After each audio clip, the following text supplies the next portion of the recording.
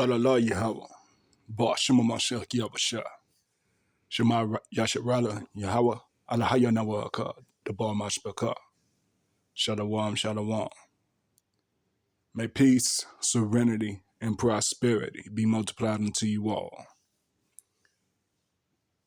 In honor of the Feast of Dedication, which we are observing this month, I want to read the entire origins of where this Feast of Dedication comes from. Yeah, we're going to look back into First Maccabees, right? Because this feast day is in honor of the rededication of the temple. Yes, the temple in Jerusalem that was overtaken by the Greeks with all of the abominable things and defilements that they produced inside the temple when they overtook Jerusalem. Now, in this video, I'm going to read chapter 1 of First Maccabees, and then I'm going to touch on some key highlights as well.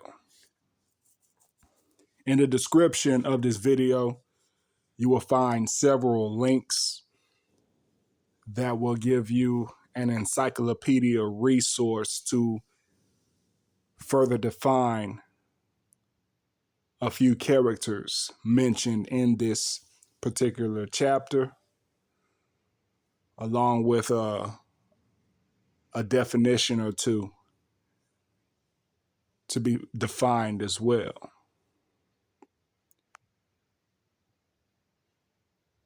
Let's proceed.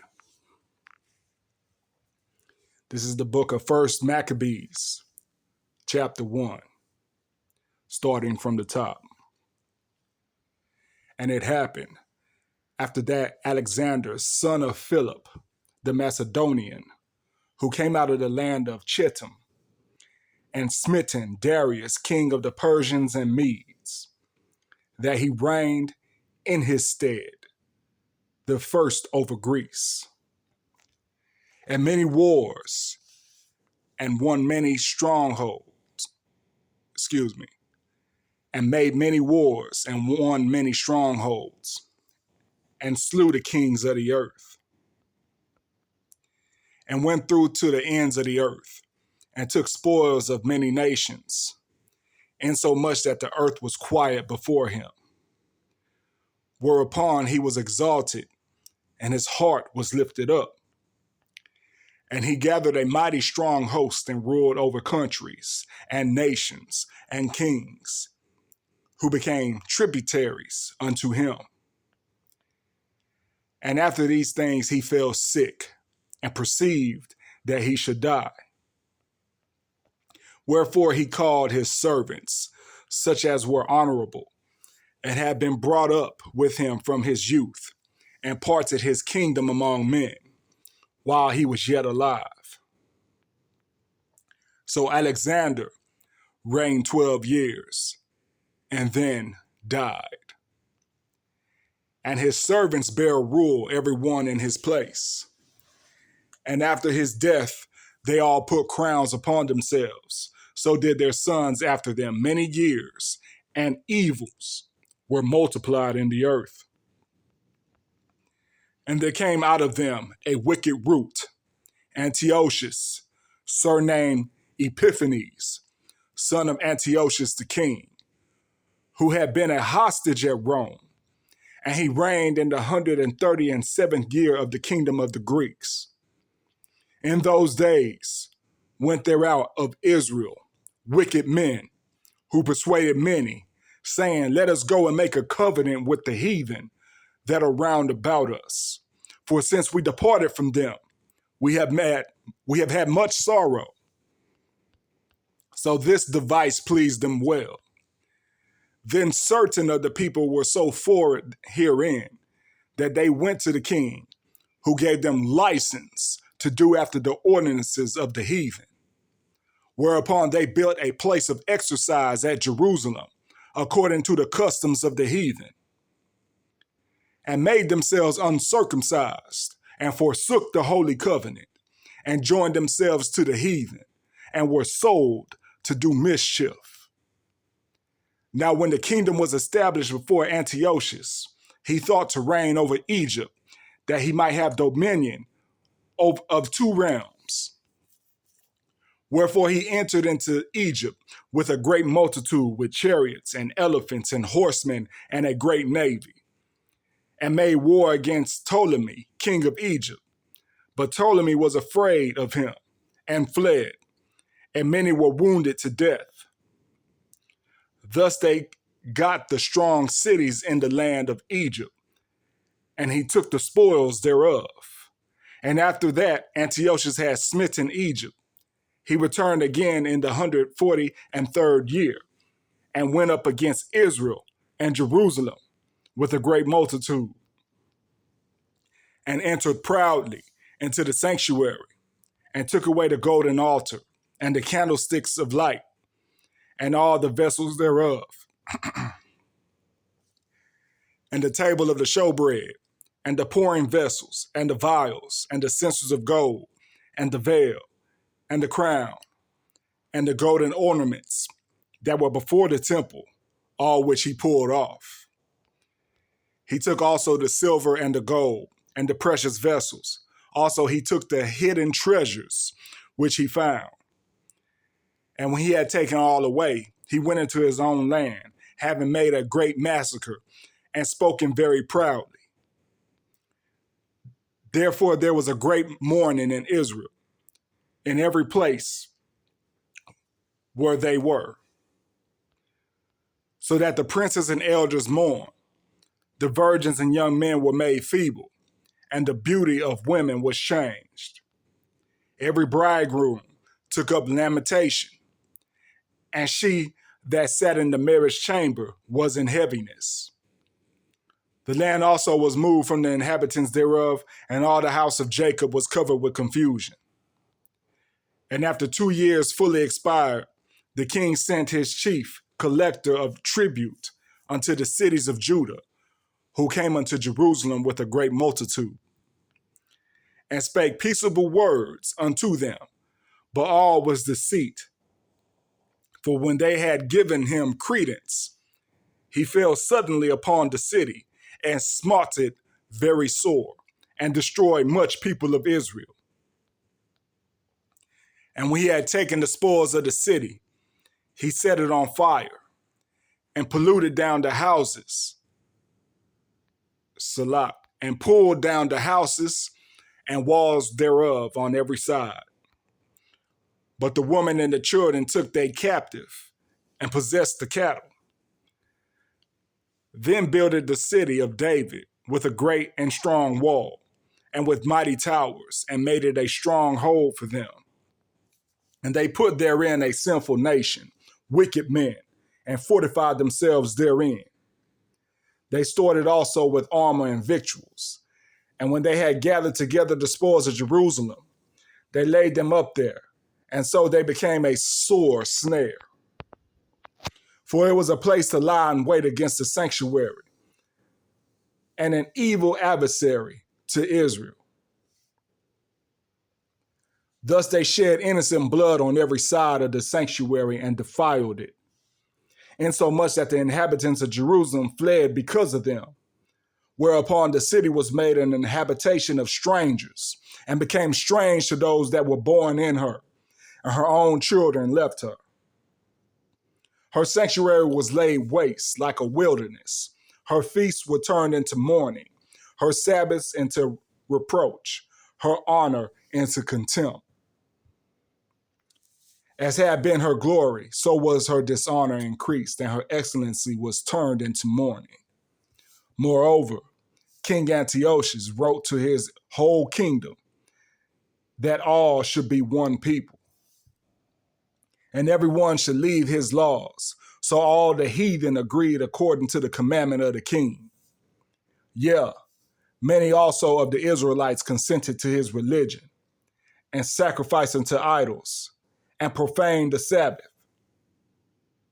For the king has sent letters by messengers unto Jerusalem and the cities of Judah, that they shall follow the strange laws of the land, and forbid burnt offerings and sacrifice and drink offerings in the temple, and that they should profane the Sabbaths and festival days,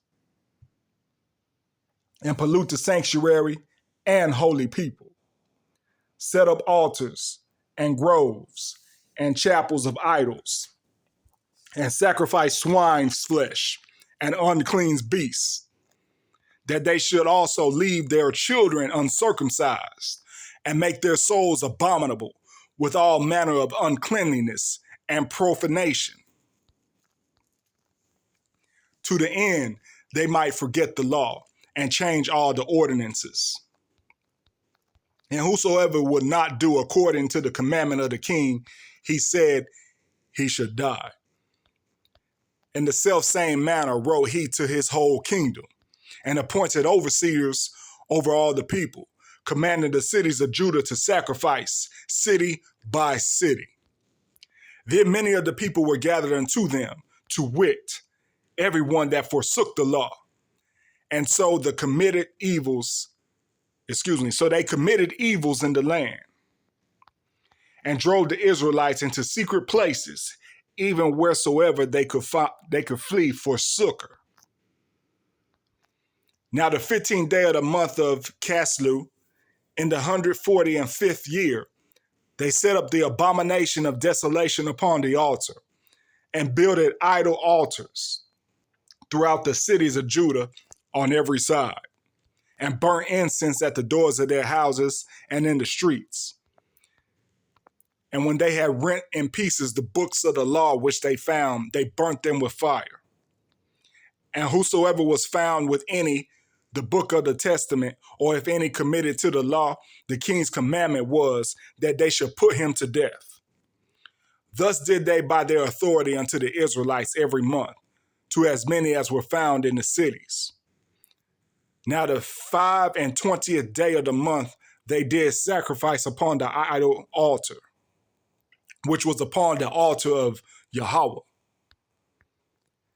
At which time, according to the commandment, they put to death certain women that had caused their children to be circumcised. And they hanged the infants about their necks, and rifled their houses, and slew them that had circumcised them. Howbeit many in Israel were fully resolved and confirmed in themselves not to eat any unclean thing. Wherefore, the rather to die, that they might not be defiled with meats, and that they might not profane the holy covenant. So then they died. And there was very great wrath upon Israel. Now, some of you all may have not been too privy of the book of Maccabees, but this is indeed history within our holy manuscript. The whole holy manuscript that has our laws, statutes, and commandments, all of the wise words of the prophets, and all the recorded stories that the Most High allowed us to be exposed to in knowledge, wisdom, and understanding. It's all a collection of historical documentation. And what we can recall here is that this Alexander, son of Philip the Macedonian, is a well-known figure in history. Oh yeah, a well-known figure. This figure is highly glorified among the heathens. This is Alexander the Great, which we also know as Alexander the Greek. We don't recognize him as the Great because he was a very wicked man. That's who this Alexander is. And you can get more information about him in the link that's provided in the description below. Now, also Antiochus, also known as Epiphanes, he's a historical figure as well. Many of you probably have heard of Epiphanes and Antiochus in the history books. Well, our holy manuscript calls him out and all the wickedness that he was responsible for against Yasharallah. And we see all that happened to the Israelites, all those evils that happened to our ancestors. He played a great role in the destruction of our ancestors at that time. And this took place approximately 175 BC to 164 BC. 164 years before the Messiah. That's when this happened. Now, as we see here in verse 11, as we always have, even to this day, we have those of Yasharallah who are against their own people. They know this truth. They're against the Most High. And they're completely bought in to the customs of the land. Completely bought in to the customs and cultures of the land. Outside of their own culture, they'll completely disregard their own culture and heritage for that of the land. As we see here, our holy manuscript, by the way, the documentation of the Most High, he shows us this. In verse 11 through 15. I'll highlight that so you can see. So we read through that. Now, part of the most profane that they did here was after they got that license to do after those heathens, they built them a place of exercise in Jerusalem. Many of you are probably thinking, what is this place of exercise? Well, that place of exercise is just that, a gym. Now, you will find this particular definition in the description below with the encyclopedia link to get the full description and definition of it. But as we know, ancient Greeks is responsible for the manifestation of gems. However, when ancient Greece had it going, they did everything completely butt naked. Nobody wore clothes in these gyms. And as many of you saw, I did a segment or a lesson about that, exposing why there's such a lascivious air in the gym with the clothing selection that people decide to put on in the gym. It's very revealing. And we see why there's so much revealing clothes in the gym today, because it takes after ancient Greece. It's a heathenish practice. It's a very unclean and profane practice that's going on in our gyms today. And it roots back to ancient Greece. And as we see here, they made themselves uncircumcised and they forsook the holy covenant. So they were doing all manners of wickedness, forsaking their own heritage. And this led to further destruction of Jerusalem, because we see in verse 40, right?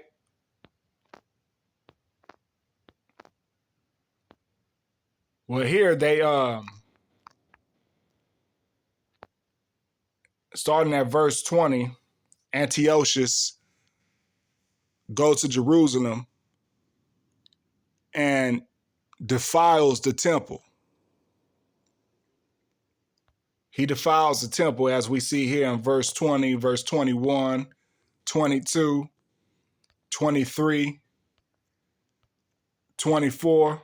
Yeah. He defiled the temple, stole from the temple, and took it all back to Greece.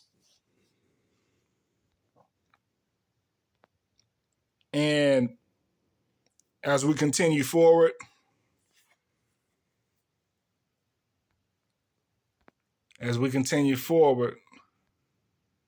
we see the reaction of Israel. We see all the pain that they went through here in these scriptures I'm scrolling through now. But as we continue forward,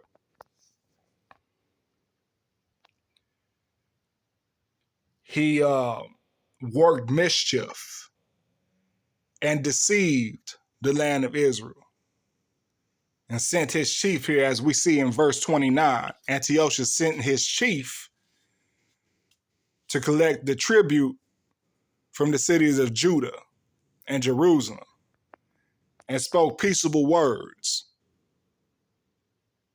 all of deceit. So on the front end, he was full of deceit, but on the back end, he was full of war and destruction and murder. Very old trick in the book. Destroyed much people of Israel, smote the city very sore, as we see in verse 30 here. And then again took spoils of the city. So this is part of the reason why they have a lot of our ancient relics hidden away in lockers and vaults and museums. We're reading about it. The Most High is exposing why our relics and historical victuals from the land of Yerushalayim is in these vaults and museums. Antiochus played a great role in that. Now, as we continue forward to verse 40,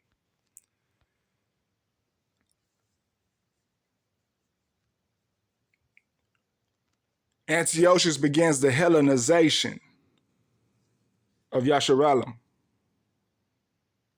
Yeah, he begins the Hellenization. And again, in the description, the full definition of Hellenization is listed for your learning. Now, this is Hellenization, where Israelites denounce their heritage and their nationality to be Greek. Okay? That's what Hellenization is. Paul spoke of this Hellenization too throughout his epistles, right? He spoke of that. When he said neither Jew nor Greek, yeah, he was talking about these Israelites who were Hellenized. And these Hellenized Israelites were also considered Gentiles.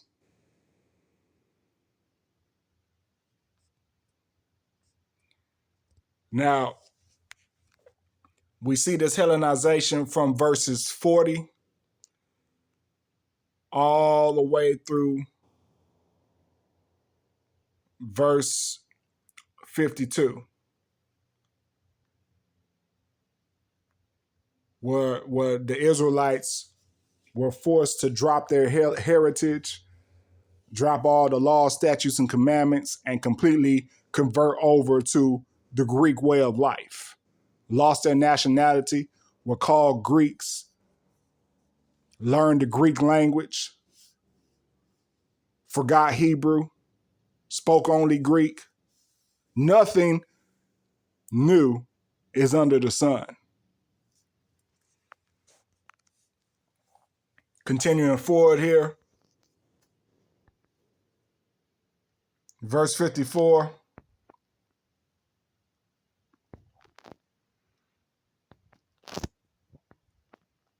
Verse 54, the Greeks continue to defile the temple, as I highlighted here.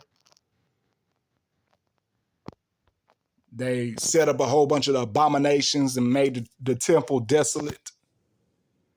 All the way to verse 59. They got our holy manuscripts, tore up the books, burned them in fire. That's what the Greeks did to the Israelites under the rule of Antiochius Epiphanes. This is all history, Mashbaka. This is all recorded and documented history. And the Most High happened to take the time to document it in our holy manuscript as well.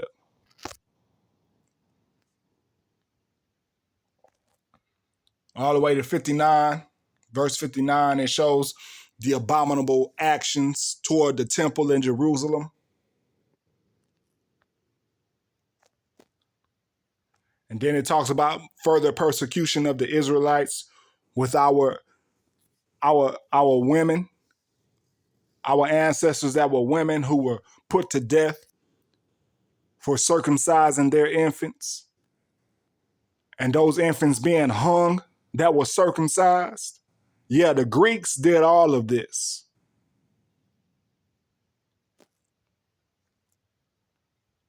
The Greeks did all of this to our ancestors.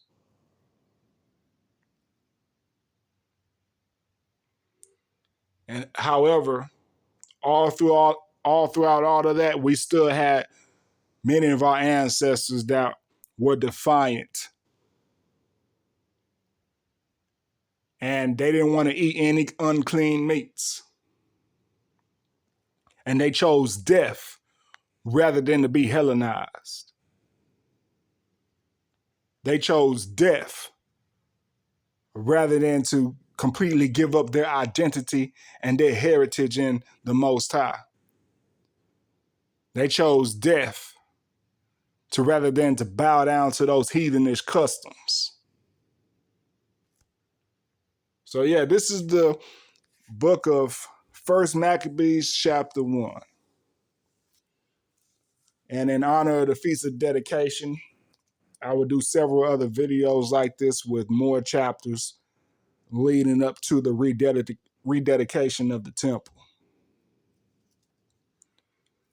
With all that being said, may peace, serenity, and prosperity be multiplied unto you all. Shalom.